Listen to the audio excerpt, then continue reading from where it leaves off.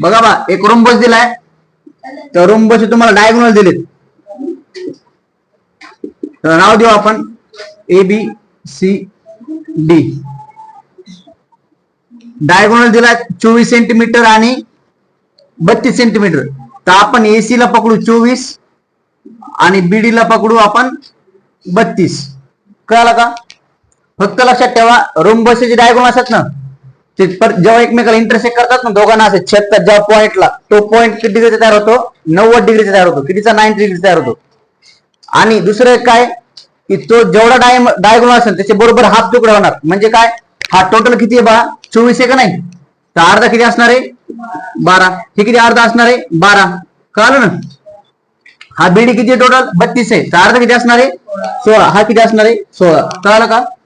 आता हे शॉर्टकट मध्ये सांगते, मग पूर्ण स्टेप देऊन देत नाही बरं का, तर थोडी समजून घ्या. रोम्बसचं काय होतं? डायगोनल किती डिग्रीचा अँगल तयार करतात? 90. जी पूर्ण डायगोनलचे दोन बरोबर तुकडे होणार. कसे? मोठा होता 24 चा तार झाला 12 आणि 12 चा मोठा होता 32 चा तार झाला 16 आणि 16 चा.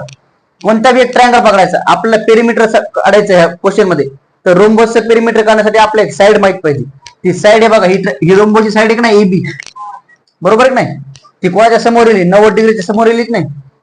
येईल की नाही? मग इथं कोणते थेरम म्हणा? इन ट्रायंगल एओबी मध्ये पायथागोरस थेरम होणार का नाही?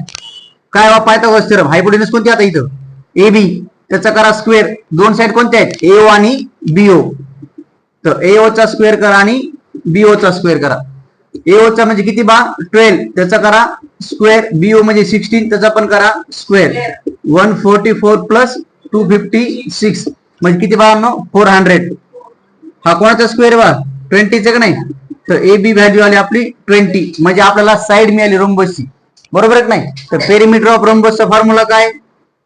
4 इंटू साइड. तो 4 इंटू 20 मतलब किती? 80. Option number